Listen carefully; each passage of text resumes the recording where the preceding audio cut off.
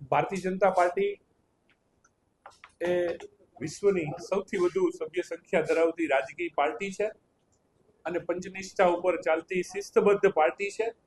પાર્ટીની એક દરેક કાર્યની એક પદ્ધતિ હોય છે અને એ પદ્ધતિના ભાગરૂપે જ્યારે સ્થાનિક સ્વરાજ્યની ચૂંટણીઓ આવી રહી છે ત્યારે અમારી પરંપરા મુજબ આજે પ્રદેશમાંથી નિરીક્ષકો અત્રે આવ્યા છે અને જે કોઈ પણ કાર્યકર્તા કે જે ભારતીય જનતા પાર્ટી સાથે એકદમ નજીકથી જોડાયેલા છે, પાયાના કાર્યકર છે અને દરેક કાર્યકર્તા હોય એ કોઈ પણ એક ઈચ્છા સાથે રાજકીય પાર્ટીમાં કામ કરતો હોય છે.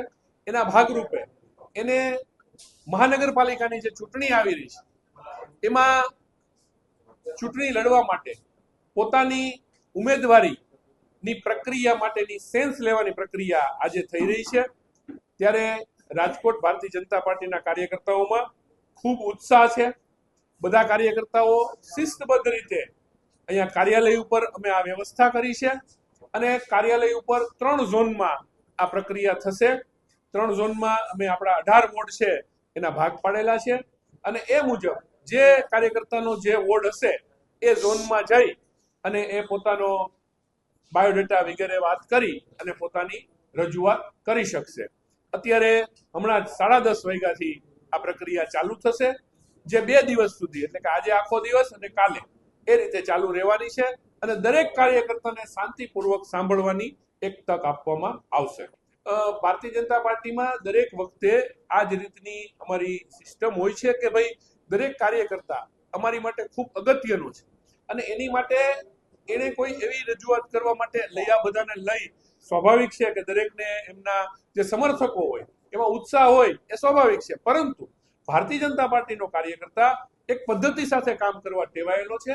ત્યારે એના ભાગરૂપે પોતે વ્યક્તિગત આવી અહીંયા અમારી એક પ્રક્રિયા છે ફોર્મ ભરવાની, એ ફોર્મ ભરી અને પોતે પોતાની વાત રજૂ કરી શકશે.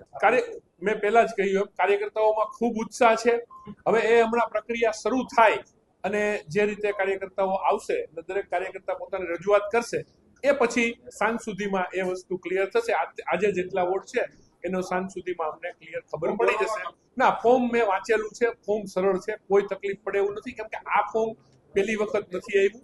આ ફોર્મ અમારી પ્રક્રિયાનો એક ભાગ છે અને તકલીફ પડે એવું નથી. અમારા કાર્યકર્તાઓ, સિનિયર કાર્યકર્તાઓ અને કાર્યાલયનો સ્ટાફ આની મદદ માટે નીચે અમે વ્યવસ્થા રાખેલી છે. પસંદગી માટેના ક્રાઇટેરિયા અમારું પાર્લામેન્ટરી બોર્ડ અને અમારું પ્રદેશનું શીર્ષસ્થ નેતૃત્વ નક્કી કરતું હોય છે કે જે તે સમયે એ અમને માહિતી આપશે અથવા તો એ લોકો એ રીતે નિર્ણય લેશે. હાલ એવી કોઈ અમને સૂચના નથી, એટલે અત્યારે તમામ કાર્યકર્તાઓ ફોર્મ ભરી શકશે. સાંજ સમાચાર ફેસબુક પેજને લાઇક કરો, વિડીયો શેર કરો અને વધુ વિગતવાર સમાચાર માટે sanssamachar.net વિઝિટ કરો.